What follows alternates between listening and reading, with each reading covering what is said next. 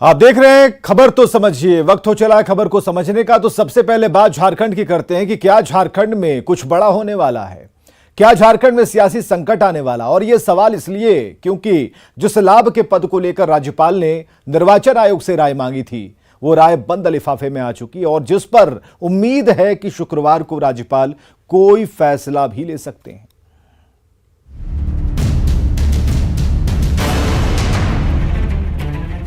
रांची के अनगढ़ा के यही वो पत्थर हैं जो अब हेमंत की कुर्सी की राह में रोड़े बन रहे हैं। बीजेपी का आरोप है कि अनगढ़ा के इस पत्थर खदान की लीज हेमंत के नाम है। खदान पर घमासान मचा तो हेमंत सोरेन ने इसे सरेंडर करने में देर नहीं लगाई, लेकिन अब इसी खदान के पत्थर पर हेमंत सोरेन की सियासी रेखा खींची जानी है। जानकारी के मुताबिक निर्वाचन आयोग ने राजभवन को रिपोर्ट भेज दी है। राज्यपाल रमेश बैस कानूनविदों से सलाह ले रहे हैं। उम्मीद है कि शुक्रवार को हेमंत सोरेन पर बड़ा फैसला आ सकता है। राज्यपाल के फैसले पर झारखंड मुक्ति मोर्चा की निगाहें टिकी हुई हैं, क्योंकि मामला सीधे सीएम से जुड़ा है। स्थिति क्या होता है, निर्णय क्या आता है, माननीय राज्यपाल जी का निर्णय क्या आता है, उसका हम इंतजार। जाहिर है अगर फैसला हेमंत सोरेन के पक्ष में नहीं आता है तो हेमंत सोरेन की कुर्सी खतरे में पड़ सकती है। सभी संभावनाओं और विकल्पों पर भी जेएमएम विचार कर रहा है। अब चुनाव आयोग का जो निर्णय आएगा तत्पश्चात बहुत सारे विकल्प है। कोई भी निर्णय अंतिम निर्णय नहीं होता है। उसके लिए इस देश में अपने लिए बहुत व्यवस्थाएं की गई है। हम उन दिशाओं पे भी सोचने का काम करें। दरअसल राज्यपाल ने हेमंत सोरेन के लाभ के पद पर होने के मामले में चुनाव आयोग से राय मांगी थी। इस मामले में चुनाव आयोग ने हेमंत सोरेन का पक्ष जानने के बाद अपनी राय राज्यपाल को भेज दी है। अब इंतजार है लिफाफा खुलने का। रांची से न्यूज़ 18 के लिए कोमल बहल की रिपोर्ट। अब आप समझिए कि खनन लीज का पूरा मामला क्या है और अब तक इस मामले में हुआ क्या क्या। हेमंत सोरेन पर ऑफिस ऑफ प्रॉफिट का आरोप है और पूरा मामला जो है वो खनन पट्टे से जुड़ा हुआ है। इस मामले को लेकर बीजेपी के नेताओं ने 11 फरवरी को हेमंत सोरेन के खिलाफ राज्यपाल को एक ज्ञापन सौंपा था। बीजेपी का आरोप है कि मुख्यमंत्री के पद पर रहते हुए हेमंत सोरेन ने अपने नाम खदान आवंटित की थी। हालांकि बीजेपी की ओर से लगाए गए इन आरोपों के बाद राज्यपाल ने निर्वाचन आयोग से राय ली थी। 2 मई 2022 की तारीख जब निर्वाचन आयोग ने नोटिस जारी किया था और इसके बाद सीएम और बीजेपी की ओर से पक्ष रखा गया था। मुख्यमंत्री हेमंत की ओर से लीज सरेंडर की बात कही गई है। अब जांच पूरी होने के बाद निर्वाचन आयोग ने राज्यपाल को अपनी रिपोर्ट सौंप दी है। अब राज्यपाल की ओर से अधिसूचना जारी होने के बाद यह स्पष्ट हो पाएगा कि हेमंत सोरेन का होगा क्या, क्योंकि संविधान के अनुच्छेद 192 के तहत किसी सदस्य को अयोग्य ठहराने के मामले में अंतिम फैसला राज्यपाल करते हैं। आगे बढ़ते हैं। हम आपको अवैध खनन लीज के मामले में 3 किरदारों को दिखाने जा रहे हैं। दरअसल राज्य में मनरेगा फंड में हेरफेर का पता चला था और इस मामले में मनी लॉन्ड्रिंग की बात की जानकारी मिली। जांच ईडी के पास आई। ईडी ने जांच के दौरान आईएएस पूजा सिंघल को गिरफ्तार किया। सिंघल और उनके चार्टर्ड अकाउंटेंट के यहां छापे में 20 करोड़ कैश मिला और यहीं से ईडी को इस खनन घोटाले का पता चला। अवैध खनन घोटाले के तार साहिबगंज तक जा पहुंचे। ईडी की रडार पर एक के बाद एक लोग आने लगे, जिन पर शिकंजा कसना शुरू हो गया। पंकज मिश्रा के यहां जब छापा मारा गया तो ईडी को पंकज मिश्रा और उसके सहयोगियों के 37 बैंक खातों से लगभग 12 करोड़ रुपए मिले और इस मामले में पंकज मिश्रा गिरफ्तार किए जा चुके हैं। एक कड़ी और है जिसका नाम है प्रेम प्रकाश, जिसकी पैड सिस्टम तक जबरदस्त थी। अब वो भी शिकंजे में आ चुका है।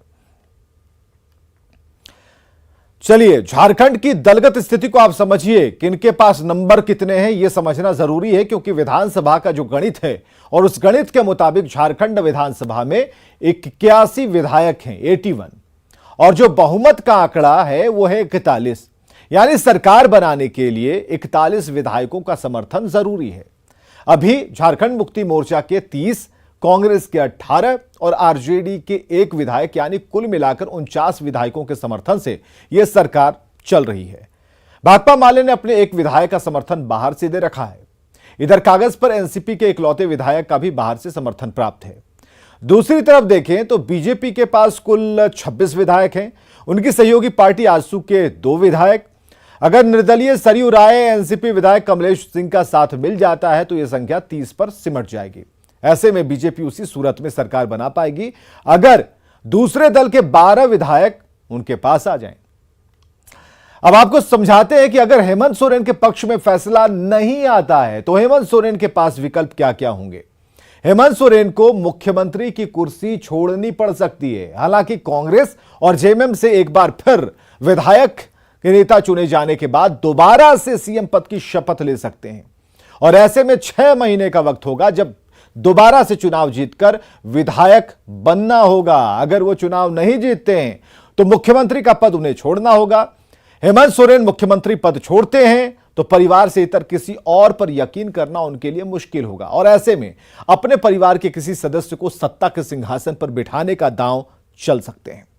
परिवार से किसी सदस्य को सत्ता की कमान देनी है तो पत्नी कल्पना को मुख्यमंत्री बनाने का दांव भी चल सकते हैं। हेमंत सोरेन अगर अपनी पत्नी को सीएम बनाते हैं तो परिवार में भी विरोध हो सकता है।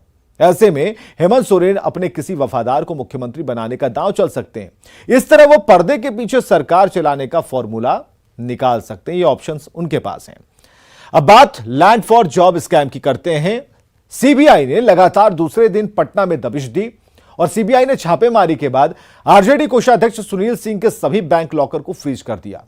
सीबीआई की टीम सुनील सिंह की पत्नी वंदना सिंह को लेकर स्टेट बैंक ऑफ इंडिया के एसके पुरी ब्रांच पहुंची और बैंक लॉकरों को खंगाला। रिपोर्ट देखिए।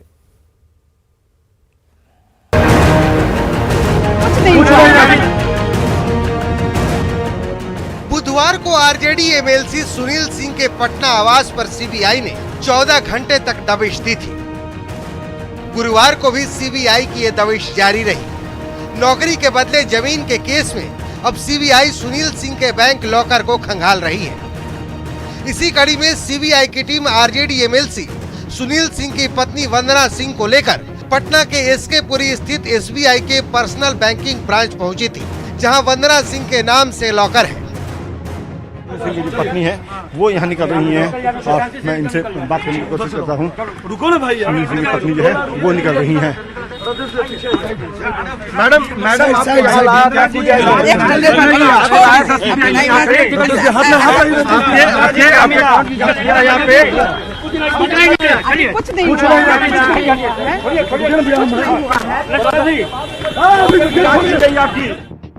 फिलहाल एमएलसी सुनील सिंह के सभी बैंक लॉकर को फ्रीज कर दिया गया है। सीबीआई हर वो तार खंगाल रही है जिसका ताल्लुक नौकरी के बदले जमीन के केस से जुड़ सकता है।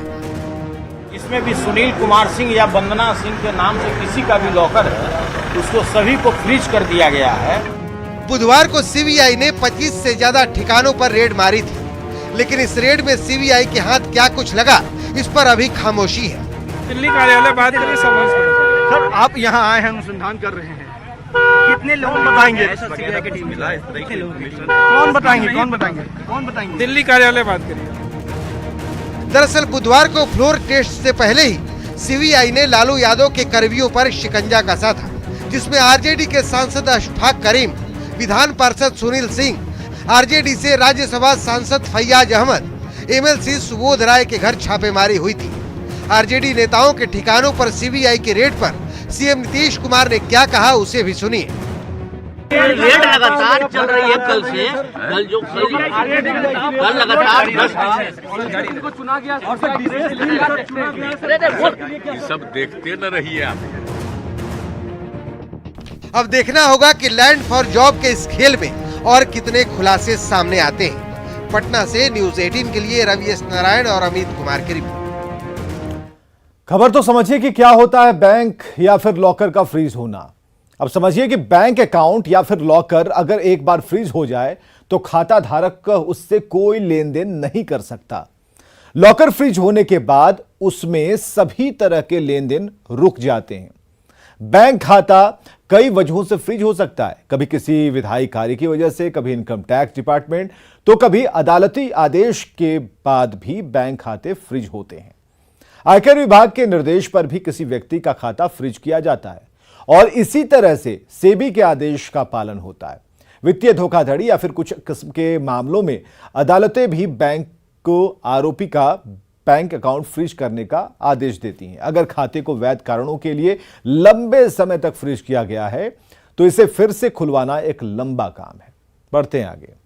बिहार के डिप्टी सीएम तेजस्वी यादव ने गुरुग्राम के अर्बन क्यूब्स मॉल पर छापेमारी को लेकर अपनी सफाई दी। तेजस्वी ने कहा कि जिस मॉल पर छापेमारी की बात आई वो मेरा मॉल नहीं है, न ही मेरी कंपनी से मेरा कोई लेना देना है।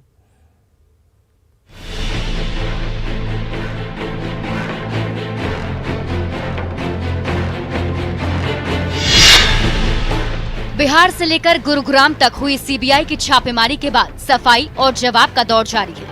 बिहार के डिप्टी सीएम तेजस्वी यादव ने सफाई दी है कि गुरुग्राम के जिस मॉल पर सीबीआई ने छापा मारा था उससे उनका कोई लेना देना नहीं।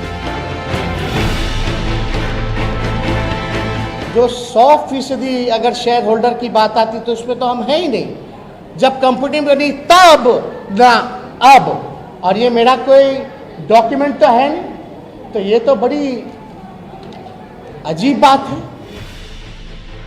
तेजस्वी यादव ने राजनीतिक साजिश के साथ नाम खराब करने की कोशिश करने का आरोप लगाया है। जो 90,000 करोड़ का मुनाफा दिया उस पे कार्रवाई, झूठा मुकदमा, बेइज्जत किया जा रहा है, बदनामी की जा रही है, और जो रेलवे को बेच रहा है, देश की संपत्ति को बेच रहा है, उस पे कोई कार्रवाई नहीं की जा रही। दरअसल 24 अगस्त को नौकरी के बदले जमीन मामले में सीबीआई ने बिहार से लेकर हरियाणा के गुरुग्राम तक छापेमारी की। छापेमारी के बीच एक कंपनी और उसके मॉल की चर्चा खूब हुई। कंपनी का नाम है व्हाइट लैंड प्राइवेट लिमिटेड और कंपनी जो मॉल बना रही है उसका नाम है अर्बन क्यूब्स। कहा गया कि ये मॉल आरजेडी नेता और बिहार के डिप्टी सीएम तेजस्वी यादव का है, जिसे तेजस्वी यादव ने पूरी तरह से गलत करार दिया है। न्यूज 18 के लिए पटना से रवि एस नारायण की रिपोर्ट। तेजस्वी कह रहे हैं कि मॉल से उनका कोई लेना देना नहीं और इस पर सुशील मोदी ने फिर सवाल उठाए। बीजेपी सांसद सुशील मोदी ने ट्वीट पर नया वीडियो पोस्ट कर उनसे सवाल पूछे। सुशील मोदी ने लिखा है कि तेज प्रताप यादव ने ही आरोप लगाया था कि तेजस्वी के सलाहकार संजय यादव गुरुग्राम में मॉल बनवा रहे हैं। ये हृदयानंद चौधरी कौन है? जवाब दें। तेजस्वी यादव के बड़े भाई तेज प्रताप यादव ने पिछले साल अक्टूबर में आरोप लगाया था कि आपके राजनीतिक सलाहकार संजय यादव गुरुग्राम में मॉल बनवा रहे हैं। तो मैं तो चाहूँगा कि आप अपने बड़े भाई से पूछिए कि जिस संजय यादव को उन्होंने दुर्योधन इसकी संज्ञा दी थी और जगता बाबू को शिशुपाल कहा था, वो संजय राय, वो संजय यादव कहाँ मॉल बनवा रहे थे? गुरुग्राम में कहाँ पर मॉल बनना था? इसका जवाब देना चाहिए। और अगर सीबीआई ने तो कोई आप पर आरोप नहीं लगाया है तो उन पर मानहानि का मुकदमा दर्ज कीजिए। लेकिन आप ये बताएं, ये हृदयानंद चौधरी कौन है? ये संजय राय कौन है? ये धर्मेंद्र राय कौन है? ये पिंटू कुमार कौन है? ये दिलचंद कुमार कौन है? जिन लोगों को रेलवे में आपके पूज्य पिताजी ने नौकरी दी, जिसके बारे में आप दावा करते हैं कि 90,000 करोड़ का उन्होंने लाभ पहुंचाया, तो फिर उनसे जमीन क्यों लिखवा लिया? और हृदयानंद चौधरी 70 लाख की जमीन हेमा यादव को क्यों से दान कर दिया? बिहार विधान परिषद में आज सत्ता पक्ष और विपक्ष के बीच गर्मागर्म बहस हुई। तेजस्वी यादव ने सम्राट चौधरी पर तंज कसा, जिसका जवाब सम्राट चौधरी ने उसी अंदाज में दिया। आप हमारे दल में कर रहे हैं और फिर आप भाजपा में रहे। बिहार का डीएनए इन्होंने तय कर दिया है। माननीय नेता प्रतिपक्ष कहीं भी जा सकता। अभी तो सरकार बदली ही है। अभी विधान परिषद के नए सभापति ने पद ग्रहण किया था और उसी दिन डिप्टी सीएम तेजस्वी यादव और विधान परिषद के नेता प्रतिपक्ष सम्राट चौधरी में गर्मागर्म बहस हो गई। आप हमारे दल में कर रहे हैं और फिर आप भाजपा में रहे। माननीय सदस्य, आपको हर जगह सुना था, आपका दल कहां से हो गया? दरअसल जेडीयू के एमएलसी गुलाम गौस ने विधान परिषद में कहा कि समाजवादी 1 साल से ज्यादा दूर और 1 साल से ज्यादा साथ साथ नहीं रह सकते। गुलाम गौस की इसी बात का जिक्र संसदीय कार्य मंत्री विजय चौधरी मजाक के लहजे में कर रहे थे। तभी तेजस्वी यादव ने सम्राट चौधरी पर तंज कस दिया कि आप तो कई पार्टियों में घूम कर आए हैं, जिसका जवाब सम्राट चौधरी ने बड़े ही तल्ख लहजे में दिया। आप हमारे दल में कर रहे हैं और फिर आप भाजपा में रहे। माननीय सदस्य, आपको हर जगह सुना था, आपका दल कहां से हो गया? अरे ये कोई राजतंत्र नहीं है भाई, आरजेडी में थे ना, राजतंत्र नहीं है। आप जदयू में गए ना, पता तो भाजपा में गए। अरे आप आपने बताइए, तो ये तो कैरेक्टर है तुमका।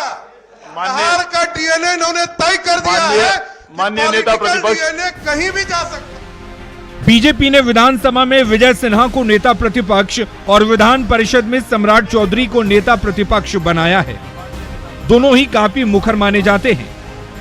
बिहार विधान परिषद का गर्मागर्म माहौल बताने के लिए काफी है कि सरकार ने जितनी आसानी से विधानसभा में बहुमत साबित कर लिया, आगे आने वाला समय उतना आसान नहीं दिख रहा। न्यूज़ 18 के लिए पटना से रवि एस नारायण के साथ ब्यूरो रिपोर्ट।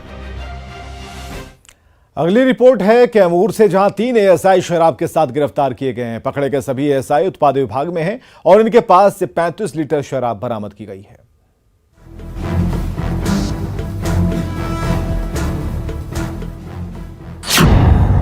खाकी पहने इन 3 पुलिस वालों को देखिए। ये तीनों उत्पाद विभाग के एएसआई हैं। फोटो देखकर धोखा मत खा जाइएगा। ये शराबबंदी को सफल नहीं बल्कि असफल करने में लगे थे। इनके ऊपर जिम्मेदारी थी शराबबंदी को सफल बनाने की, लेकिन ये खुद अवैध शराब के साथ पकड़े गए। कैमूर के मोहनिया चेक पोस्ट से 35 लीटर शराब के साथ इनकी गिरफ्तारी हुई। चंदन ठाकुर के पास से 10 लीटर, राकेश कुमार के पास से 19 लीटर और मोहम्मद हाबिल के पास से 5 लीटर शराब जब्त की गई। 35 लीटर शराब के साथ इन तीनों को गिरफ्तार कर लिया गया। उत्पाद विभाग की ओर से मोहनिया चेक पोस्ट पर इनकी पोस्टिंग दूसरे राज्यों से आ रही शराब को पकड़ने के लिए लगाई गई थी, लेकिन ये शराबबंदी को सफल बनाने की बजाय अपनी जेब गर्म करने में लगे थे। ऐसे लोगों की वजह से ही कैमूर में शराबबंदी में भी अवैध शराब का धंधा फल फूल रहा था। अभी कुछ दिन पहले ही कैमूर में 30 लाख की शराब जब्त की गई थी। न्यूज़ 18 के लिए कैमूर से अभिनव कुमार सिंह की रिपोर्ट। गया के विष्णुपद मंदिर में मंत्री इसराइल मंसूरी के प्रवेश के 2 दिन बाद मंदिर का विधिवत शुद्धिकरण किया गया। शुद्धिकरण के लिए गर्भगृह में विशेष पूजा की गई है।